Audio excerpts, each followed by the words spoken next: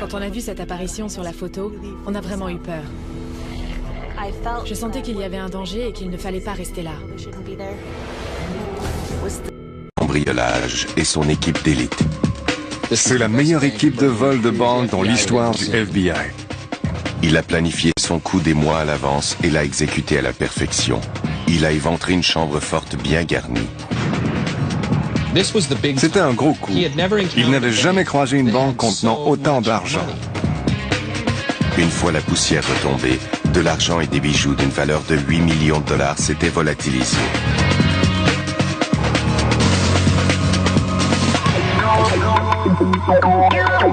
Il a été le contrebandier le plus étonnant des États-Unis. Des quantités incroyables, du jamais vu. Ce génie a transporté 67 tonnes de marijuana. Ils se prenaient vraiment pour des pirates. Empochant 200 millions de dollars au nez de la DEA. Ah, mais nous nous sommes vraiment fait avoir. Découvrez comment un génie du crime.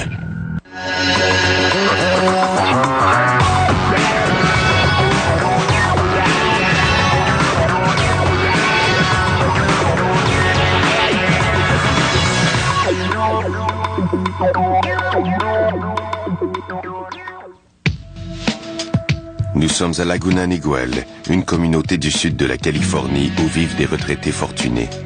On y trouve des terrains de golf luxueux, des plages et des hôtels 5 étoiles. La United California Bank est située dans le centre de Laguna Niguel. C'est là que les résidents fortunés ont entreposé leur argent, leurs actions et leurs bijoux dans les années 70. L'argent contenu dans cette banque était de l'argent que les résidents préféraient peut-être garder secret, de l'argent que certains cachaient au fisc. Cette banque avait la réputation d'être l'endroit idéal pour garder de l'argent à l'abri des regards indiscrets. Selon une rumeur, le président Richard Nixon y gardait une somme d'argent secrète. La chambre forte de la banque était un chef-d'œuvre. De l'autre côté de la porte en acier munie d'une serrure à minuterie, les centaines de coffrets de sûreté à double serrure étaient entourés de murs en béton armé de 46 cm d'épaisseur, et le tout était protégé par de multiples systèmes d'alarme. Avec leurs biens les plus précieux gardés sous clé dans un lieu sûr, les clients de la banque dormaient tranquilles. Mais le 24 avril 1972, ils découvrent que la banque a été la cible d'un des cambriolages les plus ingénieux de l'histoire américaine. J'étais à mon bureau tôt dans l'après-midi. Le bureau du shérif du comté d'Orange m'a contacté à la suite de l'appel de la banque. Ils étaient incapables d'ouvrir la porte de la chambre forte. Le mécanisme de la minuterie avait été bloqué de l'intérieur. Quand nous avons ouvert la porte, nous avons trouvé un amas de ciment. Les coffrets de sûreté étaient éparpillés. Il y avait des titres de placement et des biens personnels comme des photographies. Il y avait de tout sauf de l'argent et des bijoux. J'ai tout de suite pensé, Houston, je crois que nous avons un problème. Ils avaient fait sauter le plafond de la chambre forte pour s'y introduire et la poussière de béton s'était déposée. Ils avaient fait descendre une lampe dans la chambre forte par le plafond.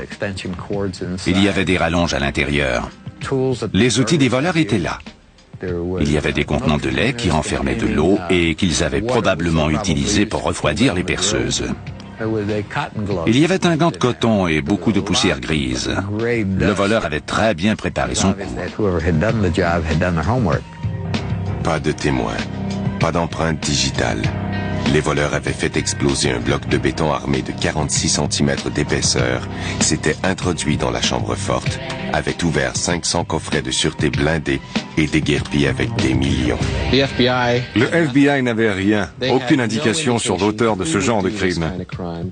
De 8, le nombre d'agents à s'intéresser au cas est passé à 125 au cours des premières semaines. Tout le monde voulait découvrir qui avait monté ce coup de génie.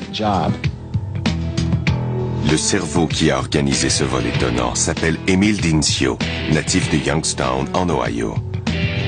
Il avait perfectionné l'art d'ouvrir les coffres depuis son adolescence. La question est, comment a-t-il fait? Voici Emil Dincio, le génie derrière l'un des vols les plus importants des États-Unis. Le vol qu'il a effectué à la United California Bank de Laguna Niguel se chiffre en millions de dollars. Mais comment a-t-il organisé ce crime spectaculaire? Emil Dinzio vient de Youngstown, en Ohio. En 1963, le Saturday Evening Post a appelé l'endroit Crime Town. C'était une communauté défavorisée que les associations criminelles de Cleveland et de Pittsburgh se disputaient, et Emil Dinzio était un héros local. Il était reconnu pour une série de vols de banque qu'il avait fait entre Youngstown et la Floride. Dinzio apprend par un de ses acolytes de la mafia que la United California Bank de Laguna Niguel est remplie d'argent et de bijoux. Dinzio avait développé son art dans le Midwest et en Floride, mais une fois en Californie, il a rassemblé toutes ses connaissances. Il a frappé dans le mille. C'était un gros coup. Il n'avait jamais croisé une banque contenant autant d'argent. Dans ce domaine, il faut beaucoup de planification et d'expertise. Autrement, c'est impossible d'entrer. Il devait savoir où se trouvait la chambre forte et connaître les heures d'ouverture et de fermeture de la banque. Il devait bien connaître cette banque avant d'agir. En même temps qu'il surveillait la banque, il notait les déplacements des policiers dans le secteur. Il connaissait leurs allées et venues. Dinzio découvre aussi que le poste de police local n'a qu'une seule voiture de patrouille pour desservir une région de 30 km. Son voyage de reconnaissance terminé, il retourne à Youngstown pour former son équipe. Dinzio a bien choisi les membres de son équipe. Il a fait appel à des personnes de sa famille et à quelques fidèles qui le respectaient. Il a pris des spécialistes, des gens avec qui il avait déjà travaillé, des gens de Youngstown. Il avait besoin de quelqu'un pour débrancher le système d'alarme, quelqu'un pour surveiller la police, quelqu'un pour défoncer les coffrets de sûreté et un costaud pour monter la garde à l'extérieur de la banque. Il a donc formé son équipe avec des personnes de Youngstown qu'il connaissait. Prêt à passer à l'action, Dinzio et sa bande prennent l'avion pour Los Angeles, puis un taxi en direction sud. Après avoir donné un pourboire de $100 au chauffeur, ils passent la nuit dans un motel, puis se mettent sérieusement à la tâche. Emil a chargé deux de ses neveux, Harry et Ronnie Barber, de trouver un endroit où habiter. Alors, Harry et Ronnie sont allés voir un agent immobilier et ils ont acheté un condominium à quelques pas de la banque. De là, ils pouvaient voir le toit de la banque. Puis, ils achètent les outils dont ils auront besoin. Quand on s'apprête à cambrioler une banque, on doit prévoir une voiture pour s'enfuir. Emil a donc acheté une Oldsmobile Super 88 annoncée dans un journal. Dinzio envoie alors ses hommes dans tous les coins du comté d'Orange pour acheter les outils et l'équipement nécessaires. Il n'y a rien de suspect chez quelqu'un qui achète des câbles, une perceuse ou une génératrice. Ce volet du plan était génial. Dinzio range la voiture dans le garage privé du condo et dote le coffre d'un double fond pour y cacher les outils. L'équipe est confiante et prête à passer à l'action. Dinzio annonce le coup pour le vendredi soir. Vêtus de noir, ils se dirigent vers la banque dans leur voiture trafiquée. Emil Dinzio restait en contact avec le gars responsable des communications. Du condo, il surveillait les déplacements de la police avec sa radio. Le costaud était au coin de la rue, muni d'un poste walkie-talkie et en contact avec le gars des communications.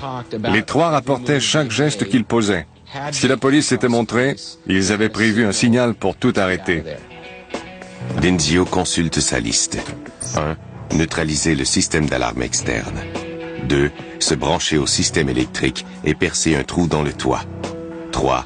Débrancher le système d'alarme relié au poste de police. 4. Défoncer le plafond en béton armé de 46 cm d'épaisseur de la chambre forte. Et 5. Ouvrir plus de 500 coffrets de sûreté faits de cuivre et d'acier. Ils ont installé une échelle contre le mur extérieur et sont montés sur le toit. L'un d'eux a tenu Emil par les chevilles de l'autre côté du mur. Emil a versé une mousse de polystyrène liquide dans le boîtier du système d'alarme pour immobiliser le battant. Cela fait, ils ont quitté la banque pour vérifier si les policiers étaient en route. Personne à l'horizon. Ils sont donc remontés sur le toit par l'échelle. Cette chambre forte était un chef-d'œuvre. Elle était conçue à l'épreuve de toute intrusion. C'était génial d'éviter la porte. La chambre forte était en béton et sa faiblesse était le toit. Utilisant l'électricité d'un climatiseur, ils découpent un trou dans le toit en contreplaqué d'à peine 1 centimètre. Puis, ils ont sauté sur le plafond de la chambre forte. La première chose à faire était de neutraliser le système d'alarme interne relié au bureau du shérif du comté d'Orange. Ça prend un expert pour faire cela. S'ils avaient échoué, les policiers seraient arrivés et cette entrevue n'aurait pas lieu. L'équipe retient son souffle pendant que Dinzio tente de neutraliser le contact avec le bureau du shérif. Mission accomplie. L'équipe peut alors se concentrer sur le plafond de la chambre forte. Ils ont utilisé une perceuse à faible vitesse et pratiqué 16 trous dans le béton. Puis, ils ont fait glisser 16 bâtons de dynamite dans les trous.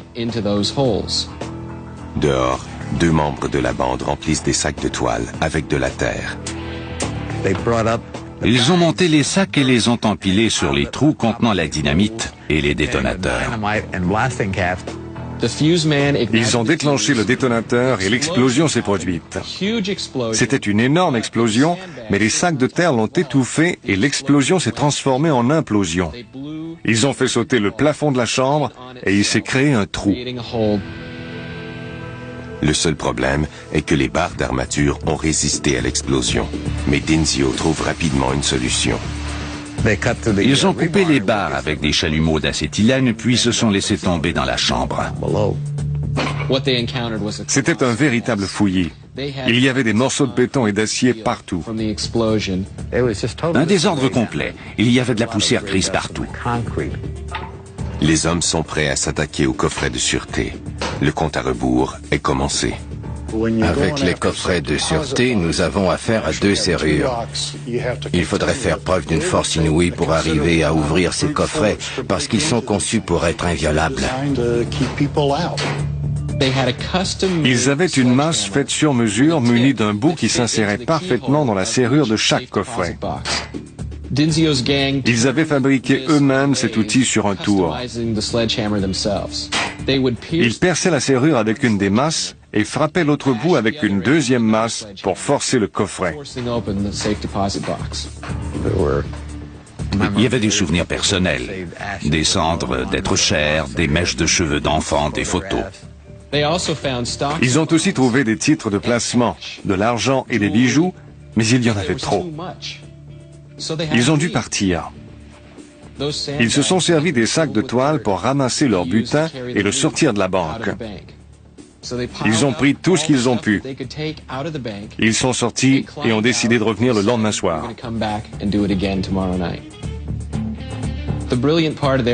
La partie géniale de leur plan a été de conserver la rondelle de contreplaqué du toit. Ils l'ont remise à sa place avec du goudron et ils ont placé un petit miroir sur le dessus. À la lumière du jour, quand le soleil plombait, ils pouvaient voir son reflet à partir du condo où ils habitaient. Si le miroir avait été déplacé, ils n'y seraient pas retournés. Emil Dinzio voulait prendre tout ce qu'il pouvait dans cette banque. Le butin de la première nuit ne lui suffisait pas. Ils ont passé toute la nuit du samedi, mais il en restait. Alors ils sont revenus et ils ont passé toute la nuit du dimanche. Il a travaillé presque jusqu'à l'ouverture de la banque. À 4 heures du matin, après 3 longues nuits, Dinzio reçoit un appel du responsable des communications. C'est le temps de partir.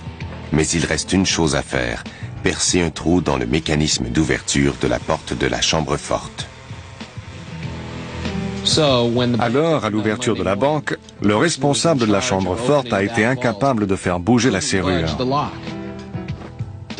La bande de Dinzio est retournée au condo et a réalisé l'ampleur du trésor. Les titres de placement, l'argent et les bijoux représentaient plus de 8 millions de dollars. Le cambriolage est sans faille, mais leur fuite l'est beaucoup moins. Plus important des États-Unis, Emil Dinzio et sa bande retournent à Youngstown, en Ohio. Le FBI passe toutes les preuves au crible. Nous avons tout de suite compris que ces gens n'étaient pas de la région de Los Angeles. Nous ne voyons pas ce type de vol de banque sur la côte ouest. Nous savions que c'était quelqu'un de l'extérieur, un professionnel. Nous avons pris contact avec nos bureaux au pays et nous leur avons dit ce que nous savions. Quelqu'un du bureau du FBI de Cleveland leur a répondu. Il avait reconnu la façon de faire de Dinzio.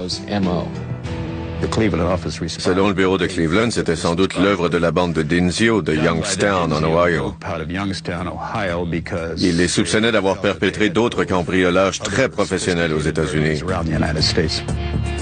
Nous savions que les auteurs du vol n'étaient pas de Los Angeles. Ils avaient donc dû s'y rendre et toutes les personnes qui viennent à Los Angeles prennent l'avion. Ils n'aiment pas conduire dans le désert. Les bureaux du FBI ont vérifié les vols et avec les différentes compagnies aériennes, nous avons découvert que Dinzio et quelques-uns de ses associés avaient pris un vol environ une semaine avant le cambriolage. Nous avons interrogé tous les chauffeurs de taxi qui travaillaient à l'aéroport à cette période.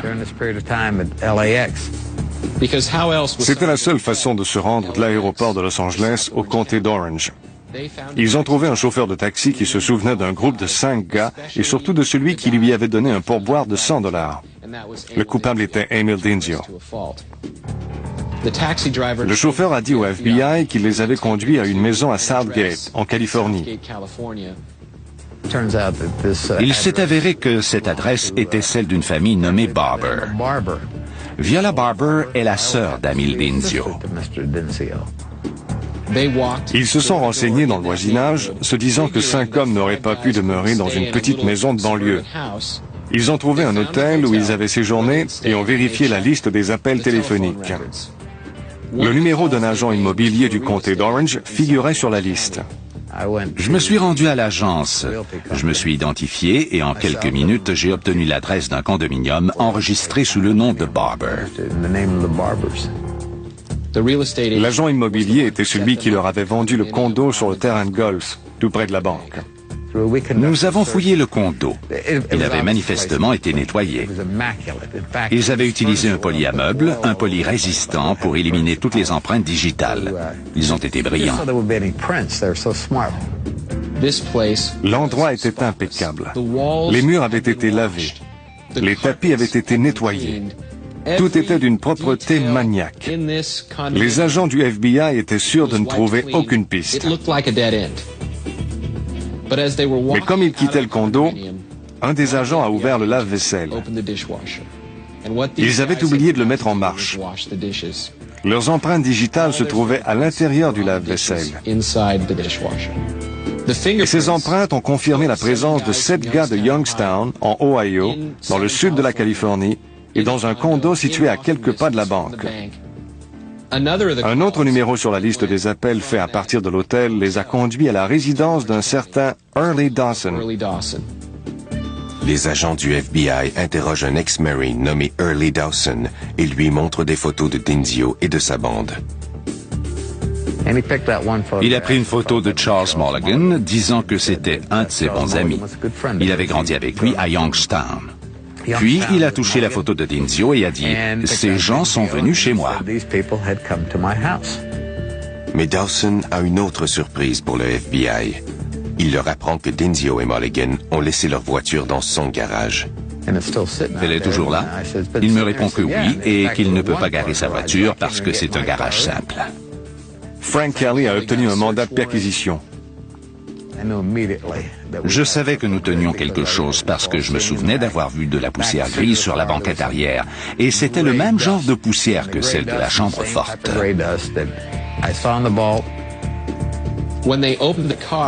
Dans la voiture, ils ont trouvé un gant en coton semblable à celui trouvé dans la banque et dans le coffre, tous les outils qu'ils avaient utilisés pour le vol. Nous n'avions aucun doute que cette voiture avait servi au cambriolage de la banque. Plus tard, les empreintes digitales trouvées dans le taux ont permis d'identifier 3 des 4 suspects, y compris Dinzio. Détenant les preuves qui incriminent Dinzio, le bureau du FBI de Youngstown l'arrête. Pendant la perquisition, les agents du FBI trouvent des pièces de monnaie rares qui appartiennent à un client de la banque. Ce client était un collectionneur de pièces de monnaie. Plus tard, il a pu identifier des pièces trouvées chez Dinzio et il a affirmé qu'elles faisaient partie de la collection qu'il gardait à la banque. Par la suite, tout s'est précipité. Avant la fin de l'été, Dinzio était en prison et la majorité de la bande a été arrêtée en quelques mois. Les acolytes de Dinzio sont passibles de peines allant de 3 à 5 ans. Quant à Dinzio, le génie du crime, il est condamné à 10 ans. Le seul point qui n'est pas révélé lors du procès est qu'il avait un motif secret. Nous avons neutralisé un génie du crime et démantelé une organisation solide. Nous avons travaillé fort et nous avons agi dans la légalité. Une question demeure. Quel est le véritable motif qui a poussé Dinzio à attaquer la chambre forte d'une banque située dans un coin aussi retiré? Il existe des millions de banques dans des quartiers retirés, mais combien y en a-t-il situés à 15 km du lieu de naissance de Richard Nixon et qui possèdent un compte personnel à son nom? Pour eux, c'était le crime parfait parce qu'ils considéraient que Richard Nixon avait volé cet argent à d'autres personnes.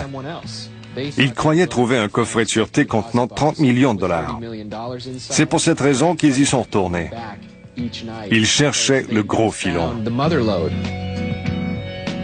Et tout ce qu'Émile Dinzio a trouvé, c'est une peine de 10 ans pour réfléchir à ses erreurs.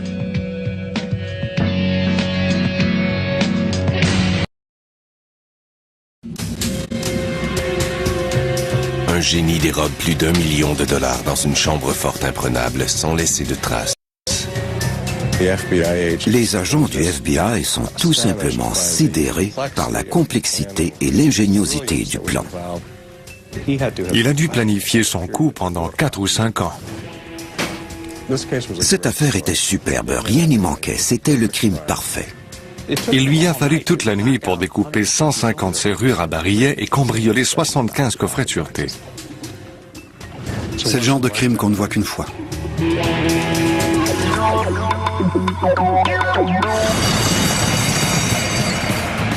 Il a choisi la plus grosse course de chevaux en Amérique. Il a fait pour voir s'il en était capable. Et il a réalisé la plus grande fraude sur les paris de toute l'histoire du sport aux États-Unis. Une personne se tenait là avec un billet de 3 millions de dollars. Et soudainement, le monde entier a voulu savoir ce qui se passait. À vous de le découvrir, un génie du crime.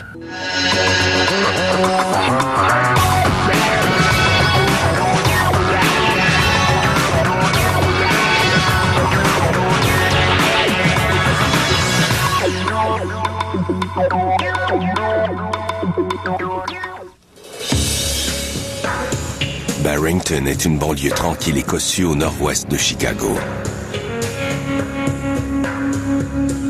Au début des années 80, plusieurs résidents faisaient confiance à la First National Bank pour conserver leur argent et leurs biens en sûreté.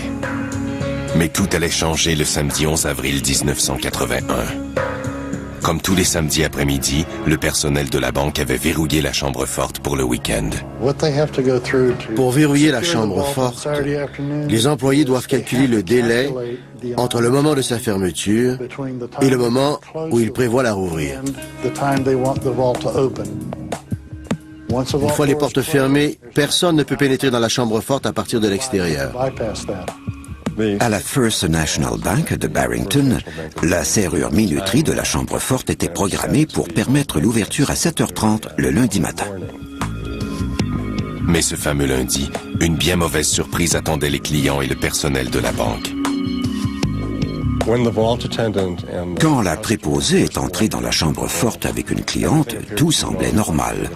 Aucun signe n'indiquait qu'un crime grave avait été commis. La préposée a donc mis sa clé dans la serrure du coffret de sûreté, la cliente a fait le même, et les 2 serrures à barillet sont tombées à l'intérieur du coffret. Les employés n'ont pas tardé à découvrir que 75 coffrets de sûreté avaient été dévalisés. En voyant les énormes grilles et la grande porte en acier qui protège la chambre forte, on ne se dit pas que c'est incroyable, mais bien que c'est impossible. Le FBI a évalué le vol à 1,1 million de dollars en bijoux et en argent comptant. Sur les lieux du crime, les agents ont découvert très peu de preuves tangibles, mais de nombreux indices insolites, notamment une bouteille remplie d'urine et un réveil matin. Les agents du FBI et les policiers ont fait tout ce qui était en leur pouvoir pour identifier l'auteur de ce cambriolage. Mais faute de preuves tangibles, les autorités ne parvenaient même pas à comprendre comment on s'était infiltré dans la chambre forte. Le vol à la First National Bank de Barrington demeurait inexpliqué. Il n'y avait aucune piste, c'était le crime parfait. En fait, ce coup d'éclat était l'œuvre d'un coiffeur de la ville, William Smarto. L'individu avait eu recours à des techniques de cambriolage jamais vues. Mais comment a-t-il fait? La First National Bank de Barrington est victime du vol le plus impressionnant jamais perpétré aux États-Unis.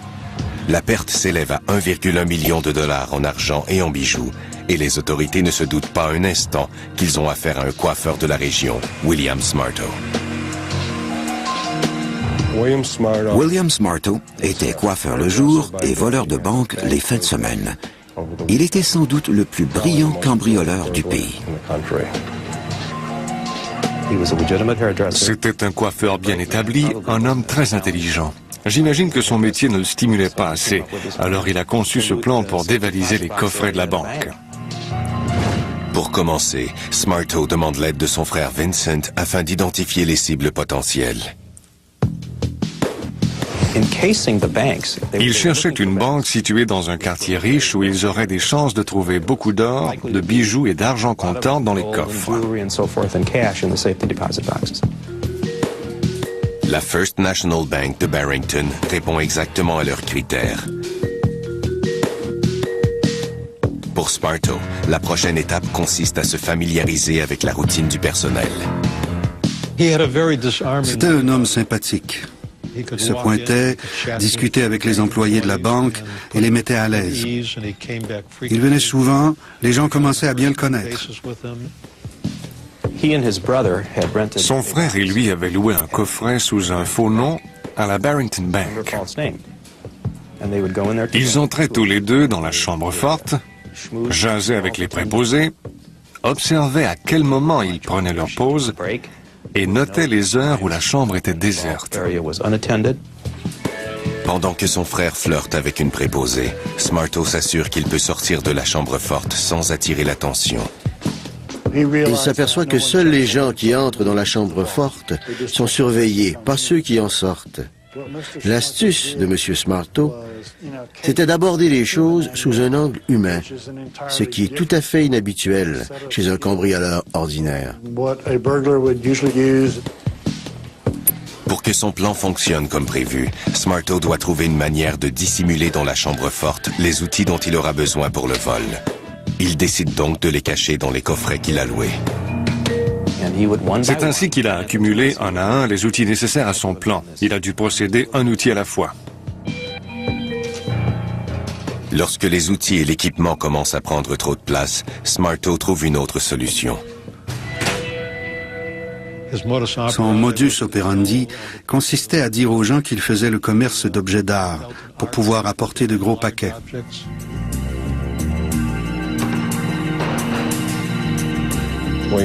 William Smarto avait également remarqué que la chambre forte était munie d'un faux plafond où il pouvait dissimuler les outils avant de commettre son forfait.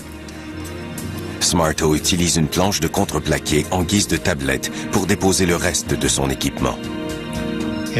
Dans le faux plafond, il avait disposé tout son équipement, de la nourriture, une bouteille d'eau et même une bouteille vide qu'il pourrait utiliser pour uriner. Une fois tous ces outils en place, Smarto s'attaque au système d'alarme. Le détecteur de son servait à protéger les murs, le plafond et le plancher de la chambre forte contre une intrusion. Bien que Smarto n'ait pas l'intention de passer par les murs, par le plafond ou par le plancher, il doit néanmoins neutraliser le système d'alarme. Il s'y connaissait assez en électronique pour désactiver discrètement les alarmes. Smarto savait que pour bloquer le système, il fallait simplement percer un trou dans le détecteur de son, ce qu'il a fait avec un tournevis long. Mais il n'en reste pas là. Pour s'assurer que tous les senseurs sont neutralisés, il utilise un réveil matin traditionnel. Il l'a programmé à une heure précise, puis il l'a caché dans le faux plafond. Ensuite, il est allé à l'extérieur de la banque et a attendu la sonnerie pour vérifier si la police réagirait au bruit provenant de l'édifice.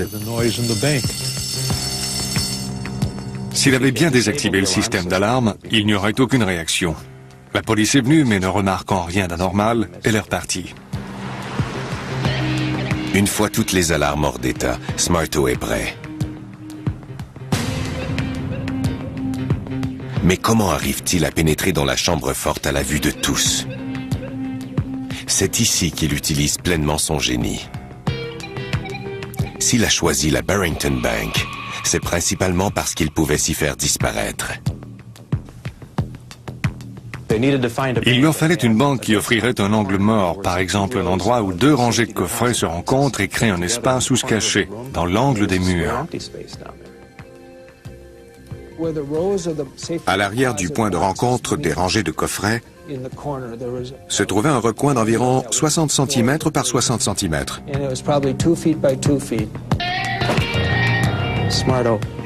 Smarto a dû se hisser sur les coffrets et se glisser dans l'espace vide formé par l'angle des murs, où il resterait caché. La préposée n'avait pas remarqué que deux personnes étaient entrées, mais qu'une seule était ressortie. Le samedi, la chambre forte a été verrouillée et la banque a fermé ses portes. William Smarto est resté dans sa cachette jusqu'à la fermeture de la chambre forte. La serrure minuterie scellait la pièce jusqu'au lundi matin, 7h30. Prisonnier de la chambre forte, Smarto attend une heure pour s'assurer que l'endroit est désert. Il s'extirpe alors de sa cachette, prend tous ses outils dans le faux plafond, allume sa lampe de poche et commence à dégager toutes les serrures à barillet. Pour ce faire, Smarto utilise un boulon spécialement modifié. Les boulons étaient taillés sur mesure pour le diamètre des serrures. Ici, la précision du calibrage est cruciale. Le boulon doit s'ajuster parfaitement aux serrures pour que Smarto puisse les découper sans causer de dommages à la surface des portes. L'astuce consistait à reconstruire le devant de la serrure et à la remettre en place, pour ne pas dévoiler trop vite qu'un crime avait eu lieu. Les coffrets contenaient beaucoup de pièces d'or, de bijoux et d'argent comptant.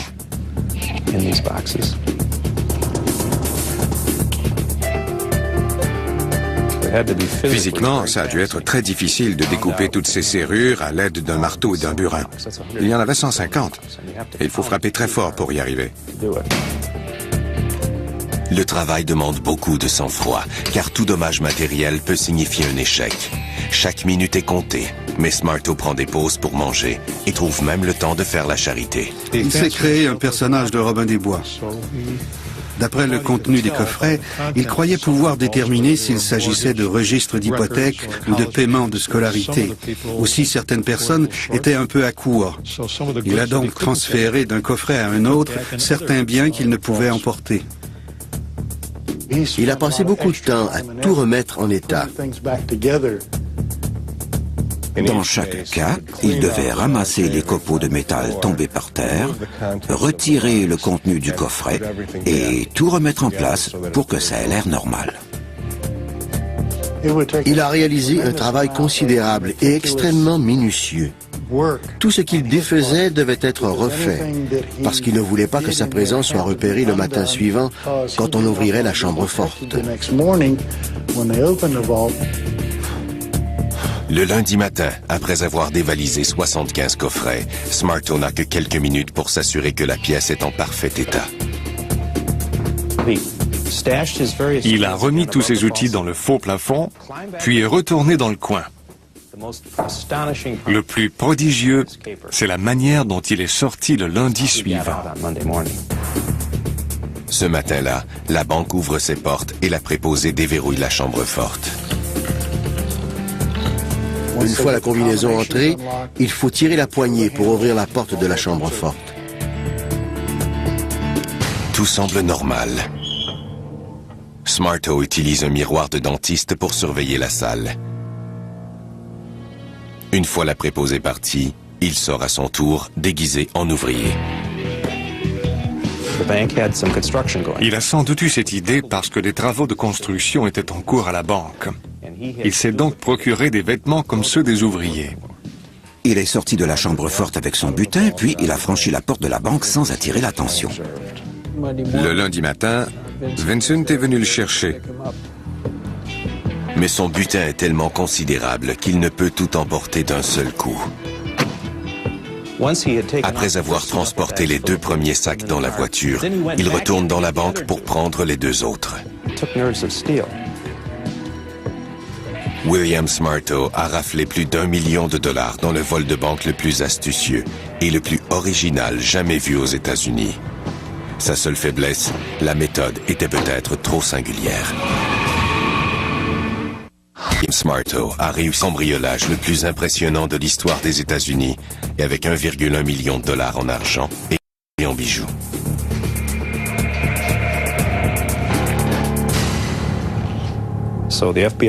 Les agents du FBI ont mené une enquête en profondeur, ils ont cherché des empreintes, photographié la scène et fait l'inventaire de tous les outils retrouvés dans le faux plafond.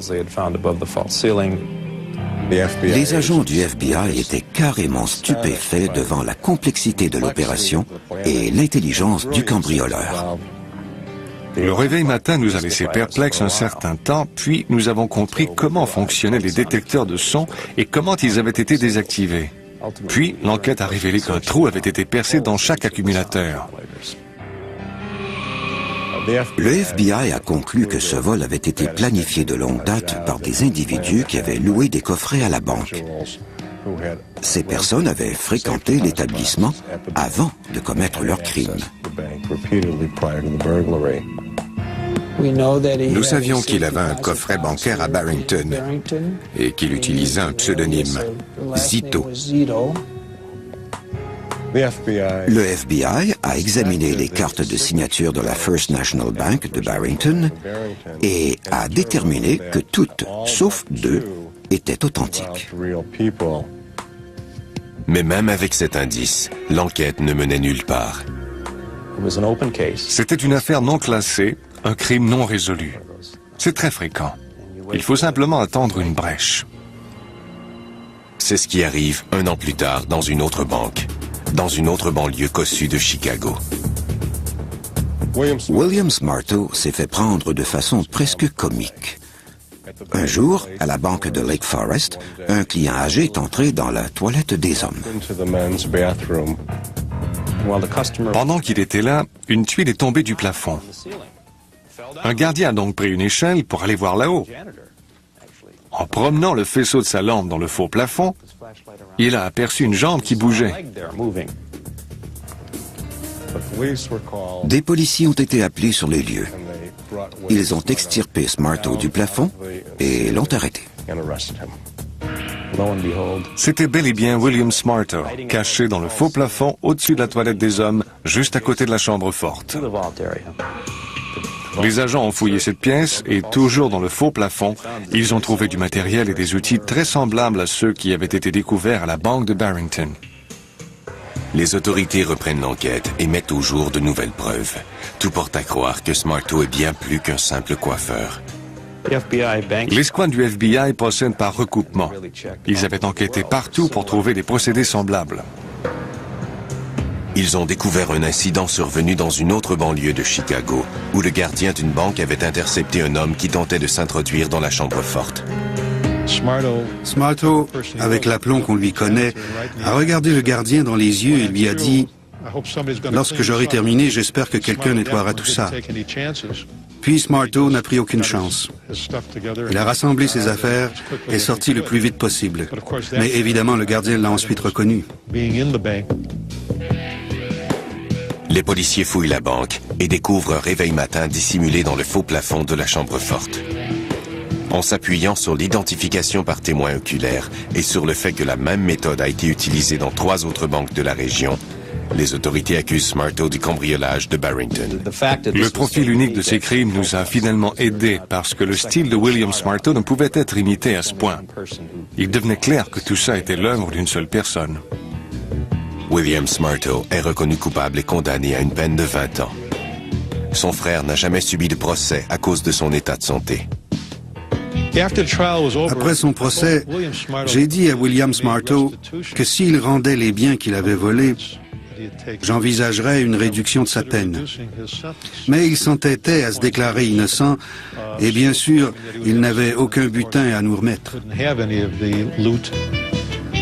Puis face à la perspective de passer 20 ans derrière les barreaux, Smarto change de discours. En fait, son avocat a reçu mystérieusement un sac de marin contenant de la marchandise. Je n'en croyais pas mes yeux quand j'ai vu le sac, complètement trempé. Il sentait mauvais. C'était évident qu'il avait séjourné au fond d'un lac ou d'une rivière. En l'ouvrant, on a découvert des bijoux sans éclat, des chaînes en or ternies. En rendant son butin, Smarto a vu sa sentence passer de 20 à 8 ans. Il a dû toutefois accepter une condition qui allait changer à jamais les systèmes de sécurité bancaire.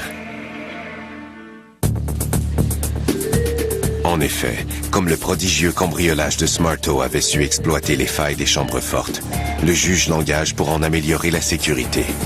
Son apport sera déterminant. J'ai posé une condition à sa probation. Une fois sorti de prison, il devrait collaborer avec le FBI et les autorités bancaires. Il devrait leur expliquer en détail comment il avait commis ses crimes et les aider à améliorer la sécurité dans les banques pour que ce genre de vol ne se reproduise plus. Et il a accepté. Grâce à William Smarto, l'architecture des chambres fortes a changé pour toujours. Les faux plafonds et les angles morts ne sont plus qu'un souvenir. Ce cas est une référence. Tout y était. Un criminel brillant, un génie en son genre, avait accompli ce qui s'apparentait au crime parfait. C'est un cas qui restera dans les annales étant donné l'audace avec laquelle le crime a été commis, étant donné l'ingéniosité de toute l'opération. On est frappé par le niveau de raffinement et d'intelligence déployé ici, et surtout par l'homme en tant que tel, qui incarnait l'image d'un honnête citoyen que la plupart des gens auraient aimé côtoyer. Pour Smarto, ça semblait presque un jeu, comme s'il voulait vérifier qu'il en était capable. Il a monté son coup et a tout planifié. J'ai trouvé ce cas vraiment fascinant. Smarto est l'un des derniers criminels modernes, de ceux qu'on a vraiment envie de comprendre, à la fois astucieux et charmant. Et avec son petit côté Robin des Bois, ça en fait un personnage très attachant, mais qui demeure néanmoins un criminel.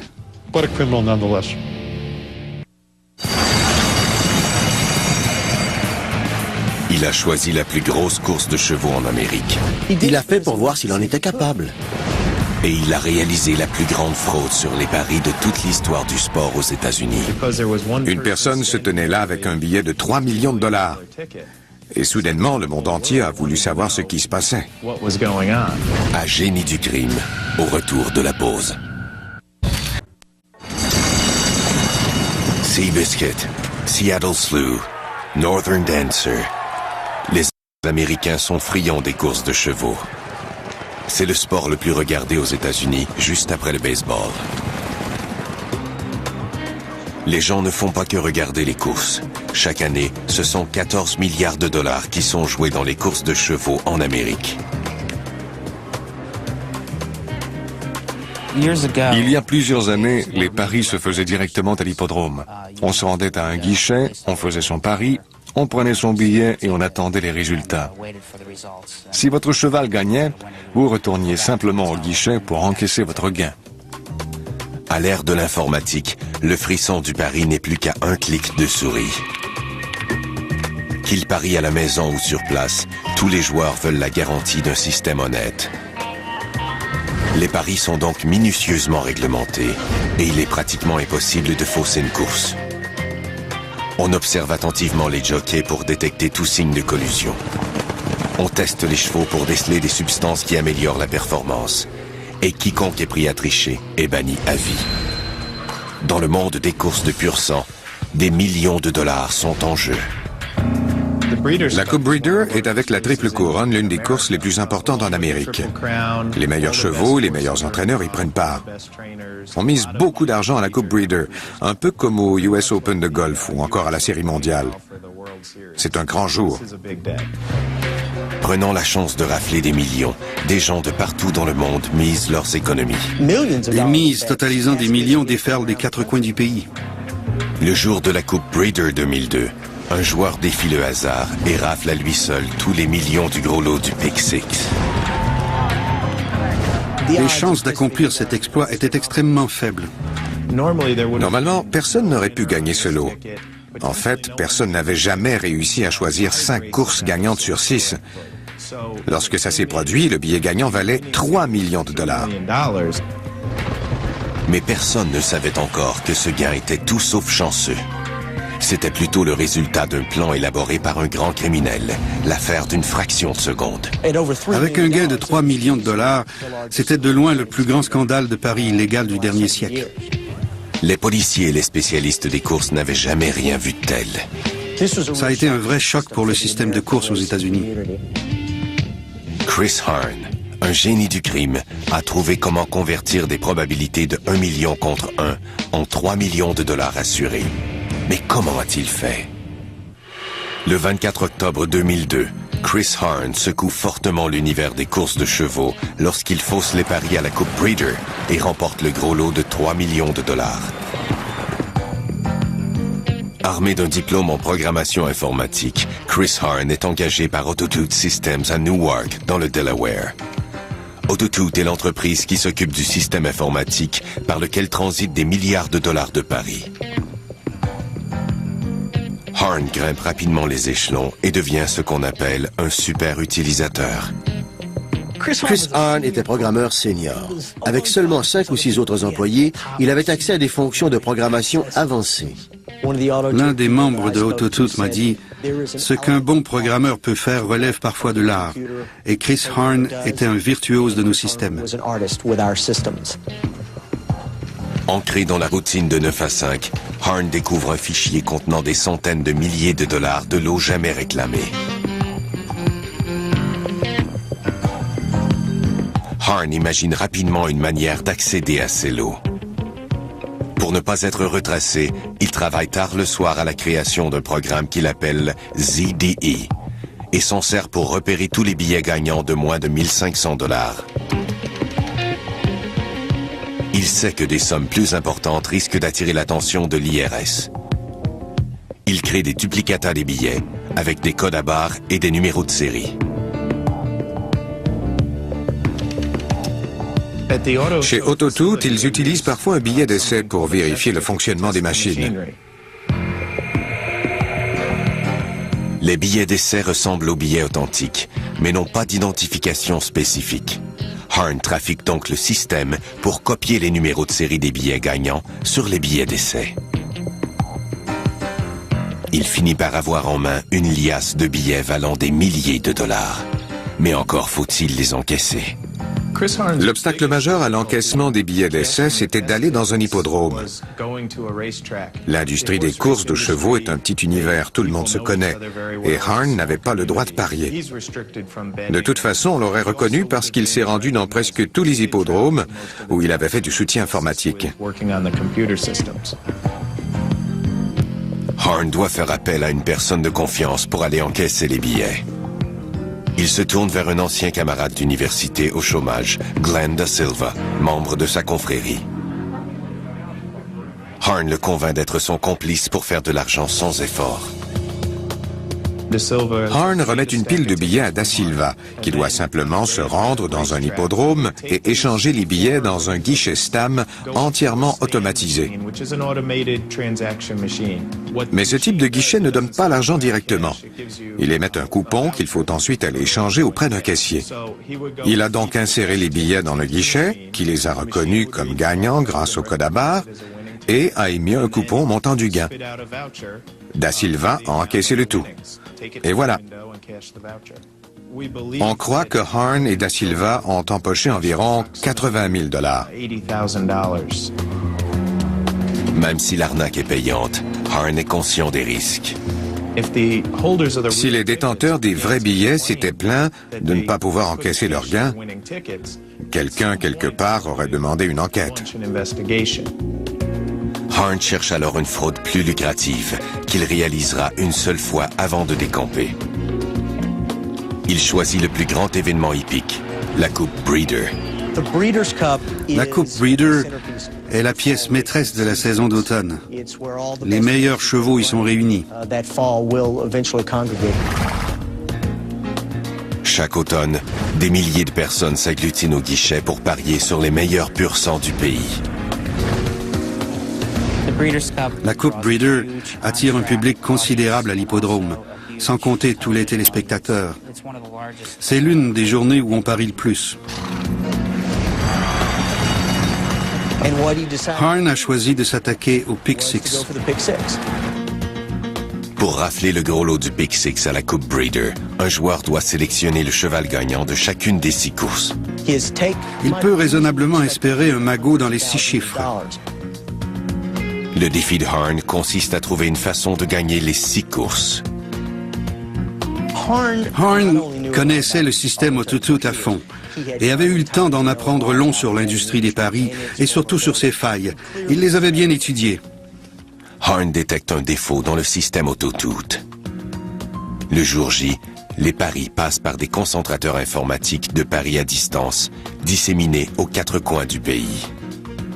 Ce qu'il découvre, c'est que Autotoot retient les paris des 4 premières courses sur 6 pour éviter de surcharger le système informatique. Après la 4e course, tous les billets qui sont toujours en lice sont envoyés au siège social d'Autotoot.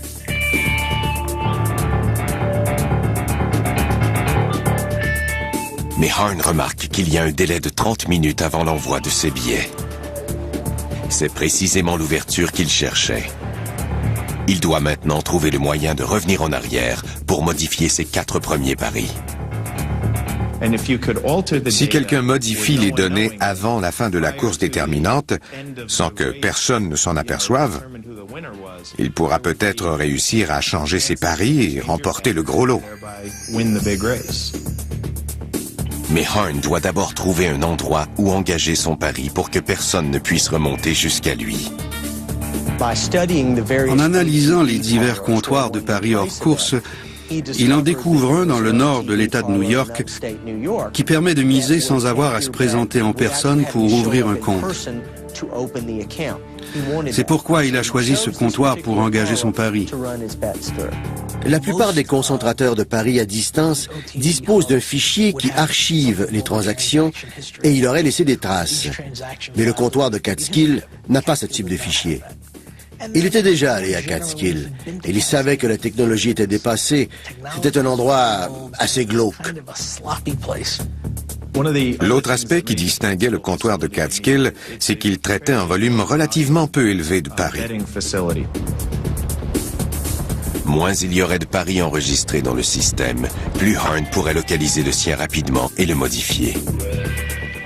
Pour s'assurer de ne pas être retracé, il ouvre le compte au nom de son ancien confrère Glenn Da Silva.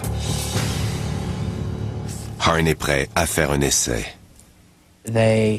Ils se sont en quelque sorte échauffés avec un Pick 4 qui fonctionne comme le Pick 6 mais qui compte seulement 4 courses. À leurs premiers essais, Hearn et Da Silva empochent plus de 100 000 $. Avec la Coupe Breeder qui arrive à grands pas, Hearn apporte des changements de dernière minute à sa stratégie. Pour ne pas éveiller les soupçons, il fait appel à un autre confrère d'université, Derek Davis. Ce dernier ouvre un compte de paris à distance à Catskill en suivant les directives du maître. Hearn est prêt à acheter ses billets de Pick 6. Il a utilisé son téléphone portable pour engager son pari et faire les premières transactions. Son plan est en marche. Il choisit un cheval gagnant pour chacune des 4 premières courses. puis mise sur tous les chevaux pour les 2 dernières. Le jour de la Coupe Breeder arrive enfin. Pendant que les pur sang paradent fébrilement devant la foule massée à l'hippodrome d'Arlington en Illinois, Chris Harn s'introduit dans les bureaux d'Auto-Toot au Delaware, à des milliers de kilomètres de là.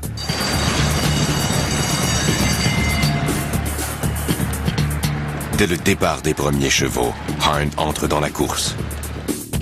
Comme tout bon pirate informatique, Chris Harn voulait entrer dans le système, manipuler les données pour commettre son crime, puis effacer toute trace. Toutes les transactions effectuées dans le système TOT sont enregistrées sur des bandes de sauvegarde. Il savait que ça pourrait éventuellement être problématique si le pari semblait suspect et que quelqu'un s'y arrêtait. Harn a donc créé un programme pour éjecter la bande de sauvegarde qui se trouvait à des centaines de kilomètres à Catskill. Il s'est introduit dans le système et a arrêté l'enregistrement à distance. Dès la fin de la 4e course, Harn entre dans le système et tâche de retrouver son pari initial.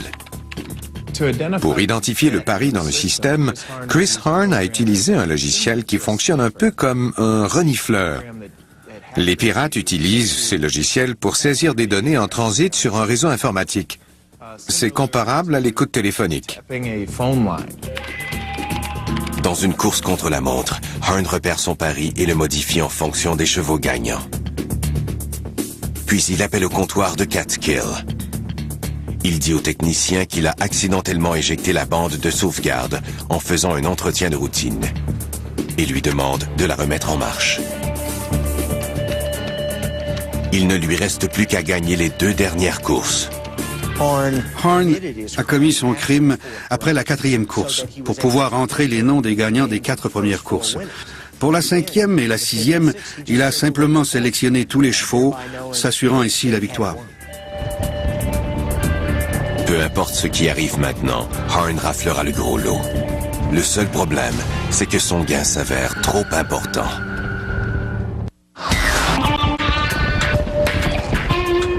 Chris Harn est l'unique gagnant du gros lot de 3 millions de dollars de la Coupe Breeder.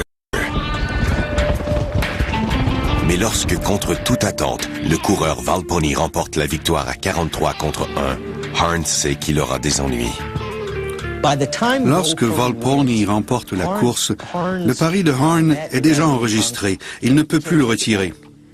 Même s'il a gagné 3,1 millions de dollars, ce qui fera de lui un homme riche, il est conscient que ça va attirer l'attention. Faute d'agir rapidement, son gain de 3 millions de dollars risque de se transformer en impasse. Presque immédiatement après la course, une fois le détenteur du billet gagnant connu, les connaisseurs ont émis certaines réserves à cause du type de pari dont il s'agissait. Si le favori avait gagné la dernière course au lieu de Valpony, plusieurs personnes auraient pu détenir un billet gagnant. Le gros lot aurait été réparti entre eux et ça aurait été une journée de pick six comme les autres. Sachant qu'un pari sur un cheval médiocre éveillera les soupçons, Harn rencontre son complice Derek Davis pour établir un plan d'attaque. Chris et Derek savaient que dans leur situation, la seule échappatoire était d'insister sur la validité de leur pari. Ils se présentent comme des gagnants de plein droit, se connectent et tentent d'obtenir leur dû. L'hippodrome d'Arlington a communiqué avec la Société des paris hippiques de New York pour lui demander une enquête avant de remettre les 3 millions de dollars. Harn, qui sait que la meilleure défense est une attaque en règle, enjoint Derek Davis de parler à la presse. Il s'est adressé aux médias pour demander « Pourquoi mon pari est suspect? Prouvez que j'ai fait quelque chose de mal. Montrez-moi que c'était une fraude. » Il s'est donc retrouvé dans les journaux pour demander qu'on prouve que son pari n'était pas valide. Soupçonnant une fraude interne, Auto-Toot interroge tous ses employés. Harn, qui n'arrive pas à justifier sa présence au bureau pendant la Coupe Breeder, est renvoyé sur le champ. En fin de compte, c'est le fait que Harn se soit trouvé au bureau alors qu'il n'avait rien à y faire qui a attiré l'attention des enquêteurs. Ça a vraiment fait progresser l'enquête à pas de géant. Le nom de Derek Davis avait été médiatisé et Autotote nous a informé qu'elle donnerait une conférence de presse et révélerait le nom de Chris Harn. En enquêtant sur le passé de Derek Davis, le FBI découvre qu'il a fréquenté l'université Drexel et appartenu à la fraternité Tau Kappa Epsilon. Les agents demandent une liste de tous les membres à partir du début des années 90. Un nom leur saute aux yeux, Chris Harn. Malgré le lien entre les membres de la fraternité, les autorités n'arrivent pas à déterminer comment la fraude a été orchestrée. Chris Harn avait arrêté les bandes de vérification et bloqué l'enregistrement automatique. Il était convaincu que le système ne garderait aucune trace de ses opérations à part les données du billet gagnant. On avait tout de même un indice du côté d'un technicien qui travaillait le jour de la Coupe Breeder. Il a déclaré qu'un programmeur informatique du nom de Chris Harn avait touché au système ce jour-là. On a pris l'équipement du système Autotote où les paris étaient traités, on a saisi les ordinateurs du siège social d'Autotote où travaillait Chris Harn, et on a saisi les ordinateurs à son domicile. On voulait, d'un point de vue technique, découvrir les empreintes digitales sur le matériel avant que les autres enquêteurs résolvent le crime, en menant des interrogatoires ou en suivant le cours normal d'une enquête policière. Les policiers ont également saisi le registre des appels téléphoniques de Harn. Avec sa présence inexpliquée dans les bureaux d'Autotote le jour fatidique et ses appels à Derek Davis, les preuves s'accumulent et Harn commence à s'agiter. Il engage un avocat. Je me suis rendu compte que les preuves circonstancielles étaient écrasantes, surtout pour Chris. J'en suis venu à la conclusion que dans son cas, la meilleure solution était de coopérer avec les autorités. Il devait expliquer ce qu'il avait fait pour atténuer les sanctions qui s'abattraient forcément sur lui. Profitant d'une ouverture de la part du procureur, Chris Harn passe aux aveux. Il avoue non seulement avoir modifié les paris à la Coupe Breeder, mais il raconte également l'arnaque des billets non réclamés, dont personne n'était au courant. Chris a parlé des lots non réclamés presque immédiatement. D'après la loi fédérale, si un défendeur coopère avec le gouvernement, il est dans l'obligation de reconnaître tout acte criminel qu'il a pu commettre dans le passé. Le plus étonnant, c'est que durant l'interrogatoire, Chris Harn a demandé s'il pouvait récupérer son ordinateur qui avait été saisi. Je me souviens, on s'est tous regardés en se demandant ce qu'il pourrait bien en faire. Il a dit, j'en ai besoin pour commencer à préparer mon CV. Et on a tous pensé, mais qu'est-ce que tu vas faire d'un CV? Tu t'en vas en prison. Les policiers ont arrêté les complices de Harn, Glenda Silva et Derek Davis. Tous les trois ont plaidé coupables à des accusations fédérales de fraude. Parce que Harn avait eu la bonne idée de coopérer, sa sentence a été plus légère, soit 1 an et 1 jour dans un pénitencier fédéral, alors que Derek Davis et Glenda Silva ont reçu une peine de 2 ans. Ce qui rend ces crimes si intéressants, c'est qu'il n'y a aucune confrontation physique entre le criminel et la victime. On peut commettre son forfait bien assis dans son salon ou encore dans son bureau.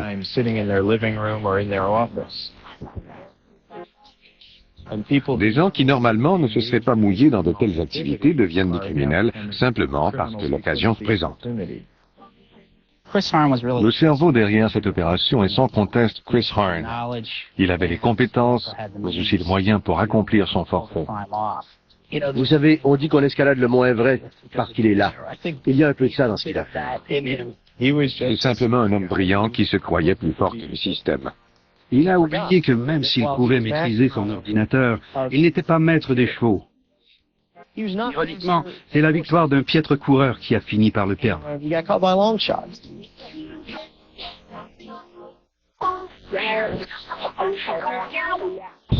Élucider des crimes en apparence insolubles. Découvrez de nouvelles méthodes d'enquête. Suivez l'évolution des sciences légistes avec Nouveaux Détectives dans un instant.